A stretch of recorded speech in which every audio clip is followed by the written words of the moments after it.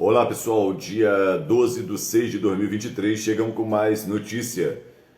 Deputado federal Marcos Feliciano. E o que você vai ouvir agora é um alerta, é impactante, é assustador. Ou você acorda agora, ou não terá mais tempo de acordar. É isso mesmo que você está ouvindo. Eu queria que você prestasse bem atenção nessa matéria, porque é uma das palavras mais completas que eu já ouvi nesses últimos dias.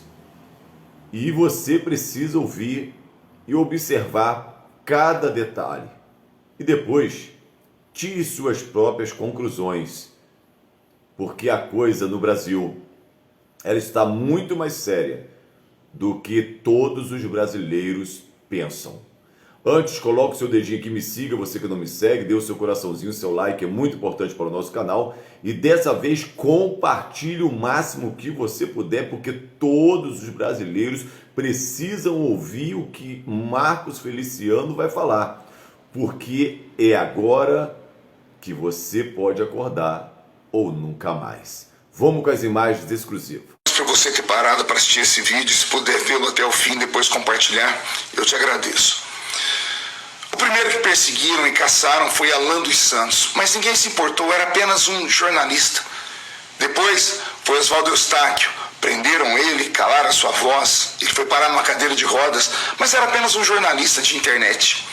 Depois prenderam Daniel Silveira, calaram a sua voz e anularam o seu indulto, mas ninguém falou nada, era apenas um deputado federal meio extremista.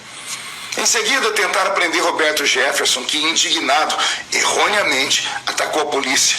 Ninguém se importou, era apenas um líder de partido.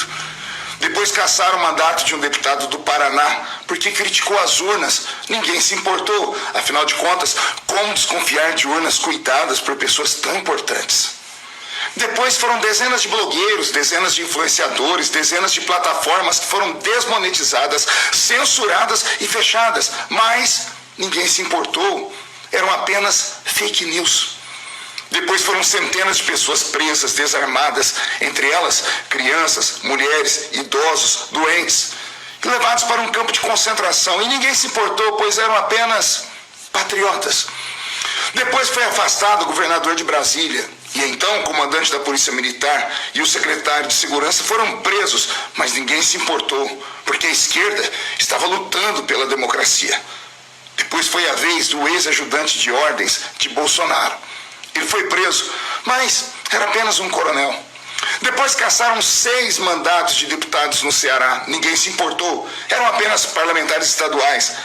Depois não quebraram o sigilo telefônico de Adélio Bispo, mas apreenderam e quebraram o sigilo do telefone do ex-presidente Jair Messias Bolsonaro. Além disso, apreenderam o cartão de vacinação dele, mas ninguém falou nada, afinal o cartão de vacina é o responsável por toda a corrupção da política brasileira. Depois caçaram o mandato de Daltan Dallagnol, com quase 400 mil votos, mas ele era apenas um procurador que investigou os crimes e as safadezas de muita gente. Teve um órgão de imprensa muito respeitado, a Revista Oeste, que foi censurada por trazer uma matéria que expunham pessoas importantes. A extrema imprensa se calou, afinal de contas, era só um veículo de informação digital.